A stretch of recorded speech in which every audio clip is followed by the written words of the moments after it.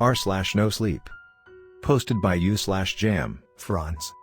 My friend and I went hiking and I'm starting to think she never left those woods. My friends Samantha and I were so excited to take a road trip together to go hiking somewhere further from home. We'd been talking about it since we graduated college a few years back and finally found the time. Well, she always made the time, it was mainly me that had trouble balancing work with anything else. Looking back now, I wish I had spent more of this trip focusing on Sam, the scenery, and being present in the moment.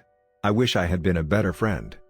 Sam was the most excited for our trip. The week before we left, she was texting me about restaurants in the area, stuff to do. She made a Spotify playlist with both of our favorites so we could listen to 7 hours worth of an eclectic mix of classic rock, pop, and black metal, and was marking trailheads we might enjoy on her Google Maps app. I felt bad for putting the trip off for so long. We got to catch up, explore, try cool food. We had a great trip up until our final hike. We're both in decent shape, and since we had the supplies and plenty of daylight, we decided we were going to try a longer, unpaved trail that went around this beautiful lake. It was the last hike of our trip and we decided to take a more difficult and less crowded trail. Initially, it was a wonderful hike. The water was such a surreal shade of blue, and the pine trees and rolling hills were breathtaking. The air was thinner than we were used to, but so refreshing. As we hiked around one bend, I almost ran right into Sam's back. I had been falling behind, focusing on placing my feet in exactly the right locations in the soft dirt so I didn't go sliding down 20 feet to the shore. Sam stood frozen, a deer in front of her blocking the trail. As I approached with my backpack jingling, and breathing heavily, the deer stood for a moment more, tilting its head sideways at me before darting back into the pines. She looked back at me, her face tight. "Did you see that? The deer? Yeah, it was pretty magical." She gave a little laugh as she started up again so we could both move on to the section of the trail that had sturdier footing. No, I mean, something was wrong with that deer. It was way too comfortable around me, and I don't know if you could see or hear it, but it was drooling and making these weird sounds. We continued on in silence after that as we focused on our footing and the scenery, stopping every so often to take pictures. One time, when we were stopped, we heard rustling to our right, higher up on the hill. I got the bear spray out and held onto it. It seemed to be walking parallel to us, roughly matching our pace. It sounded big, too. Eventually the hiking trail rose to meet the higher part of the hill, and I couldn't help but sigh in relief. I'd been so worried I'd roll my ankle and tumble down the mountain, so it was good to have more room so I wasn't walking right on the edge. Back in college I'd sprained my ankle badly but couldn't afford to see a doctor. It healed a bit oddly, and since then my left ankle has been iffy. After a while, I needed to sit for a moment, walking uphill for an hour in addition to the 6,500-foot elevation. I was struggling. Maybe I'm also a bit more out of shape than I had been willing to admit, too. Sam sat with me for a moment but then saw some wildflowers about 10 feet into the woods and left to go take a quick picture. With her gone I felt a sudden chill. Something was watching me. "Sam," I called out nervously as the rustling grew louder and I gripped my container of bear spray tightly. It stepped out of the woods, and it was just a deer. Or, more specifically, it was the deer, the same one that Sam had encountered. Now that she had pointed it out, I could see what she was saying. The deer had no issues approaching me. It was scrawny, walked slowly, but like it had a bit too much to drink, and it was definitely drooling. I jumped up and waved my arms at it go away. I knew it was sick and the poor thing was confused and probably suffering, but it creeped me the hell out. It cocked its head and seemed to be studying me, looking me up and down. It approached me and made some sort of gasping sound. It was opening and closing its mouth in a way which deeply unsettled me for some reason. "Sam." She came running towards me from the woods, and when I turned back it had gone. "Are you okay? What happened?" The creepy deer was back. "I know it sounds silly, but think it's been following us." I told her how it had been behaving.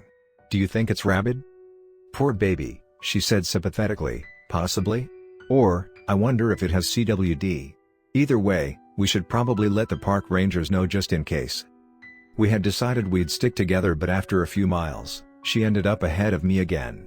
She tends to inch forward to get pictures, whereas I tend to walk past sites, then have regrets and double back to take pictures. I had walked back a bit and was sitting down angling my phone weirdly to try and fit the scene in front of me in the frame when I heard Sam's voice, but I couldn't make out what she was saying. "Hey, I'll be right there," I said, my voice raised slightly, assuming she was talking to me. Then, she screamed, "Sam!" I stood up, and tried to walk as quickly and carefully as possible.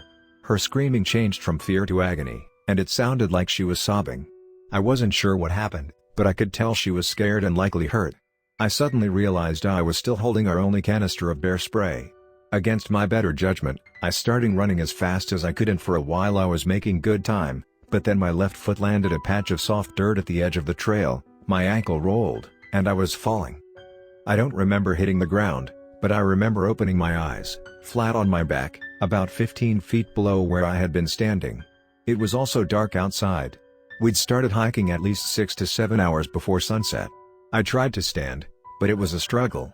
I was confused, disoriented, trying to get up was taking all my energy and focus. I had a deep feeling of dread I couldn't explain.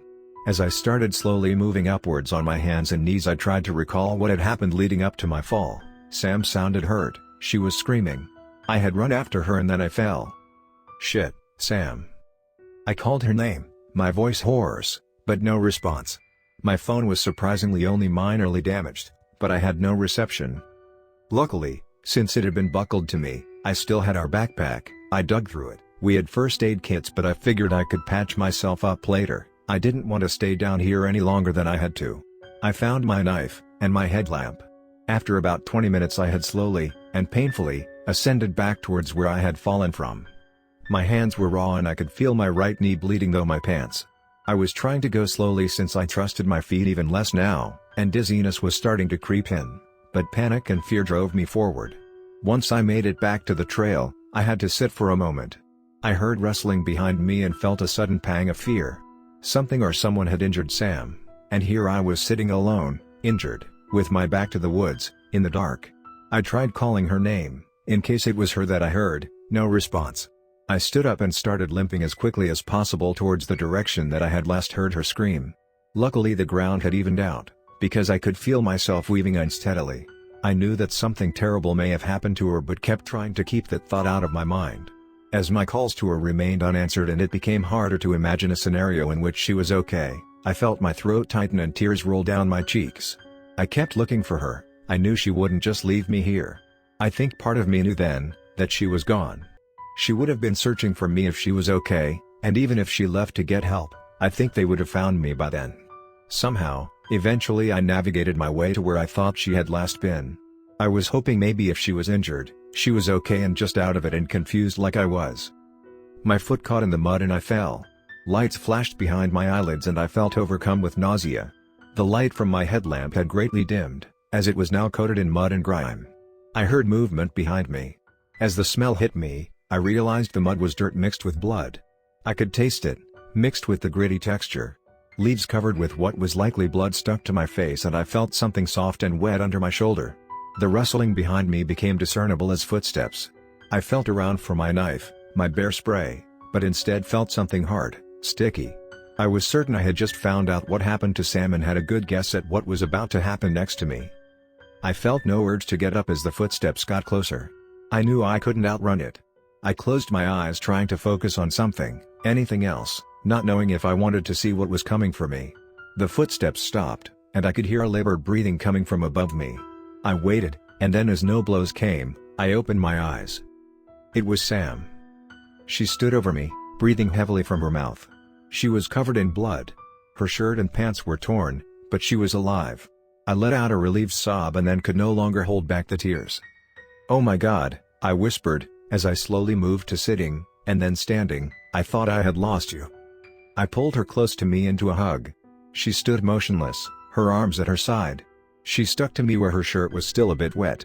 Dried blood covered the neck of her shirt, and her midsection. Her hands, and unsettlingly, her mouth, were also smeared with blood. I could still hear her breathing heavily close to my ear. "What happened?" I asked, as I released her. She stared at me, but didn't respond. I figured she was a bit traumatized. Frankly, I wasn't sure how she was up and standing at all after whatever had happened.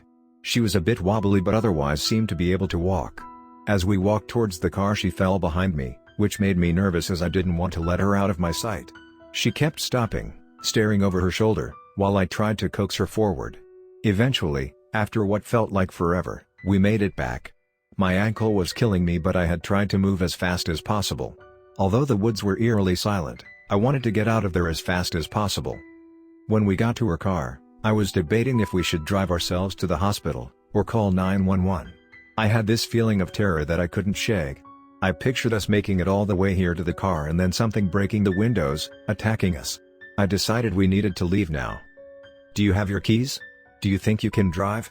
I asked. She had an old Jeep pickup and was very sensitive about other people driving her baby, plus I wasn't sure I could drive us with my ankle as it was. She said nothing, cocked her head at me. "I know, we look like we've been mauled by a bear." I caught myself and winced, feeling suddenly insensitive. She clearly had been attacked by something or someone. When she said nothing, displayed no emotion or reaction, I cautiously continued, "But I have a bad feeling. I think we need to leave, like right now. I'd rather call for help when we're back on the main road, or just drive straight to the hospital." She remained motionless, staring back into the woods, and I wondered if she lost her keys in whatever struggle she had. Luckily I had her spare with me. I unlocked the doors and she continued to stand outside. I realized I would need to punish my ankle a bit more because she was far too out of it to drive. I slid in, but she remained motionless. "Sam, get in, please. Something is out here still. Please." She was licking her lips, staring back at me again. In the darkness, her blue eyes looked almost black. I limped back out of the seat and opened her door for her, and had to guide her in. I buckled her in after she made no move to do so for herself. As we drove in, headlights of passing cars illuminated the interior. I kept checking on her out of the corner of my eye. She was breathing in and out of her mouth and staring at me. I noticed now, in the better light, that she was drooling. "Hey, how are you doing?" No response, but she began opening and closing her mouth and making a wet gasping sound as she breathed in and out. Her breath reeked and her teeth were tinged pink. I don't have much medical knowledge, but I was worried she had a punctured lung due to the strange sounds she was making. "Hold tight, we're about 20 minutes from the hospital." Despite my ankle, I drove as fast as I could. We made it in 10. As we pulled up, I helped guide her out of the car and walked behind her, steadying her. I noticed something: her shirt was on inside out. It hadn't been this morning. Likely because of how we looked, they found rooms for us immediately in the ER. I had a bad sprain and a concussion, and would need a few stitches, but it felt so good just to be out of those woods. I asked the nurse that came to check on me about how Sam was doing. I mentioned to him I'm not sure if she was attacked by an animal or a person. I mentioned what I had noticed about her shirt, and that we may have encountered a sick animal, in case any of that helped. When he returned, he was clearly distressed. Sam was gone. She hadn't appeared to be outwardly injured, strangely, but they had wanted to assess for internal trauma.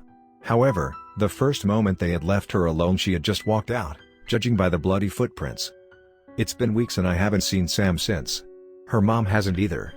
She has been working with the police out here. They think Sam has a head wound, and is just confused and will turn up in town eventually.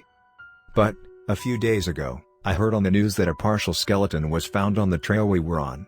Likely the victim of an animal attack, they said, and due to the condition of the body, they were asking for leads so they could use dental records to help identify the victim. This might sound crazy, but I think it's her they found. I don't know how to explain it, but I don't think Sam ever left those woods that night. It's my fault, and I don't know what that thing was that I drove into town. If you live in southern Colorado, please be safe. I'm sorry.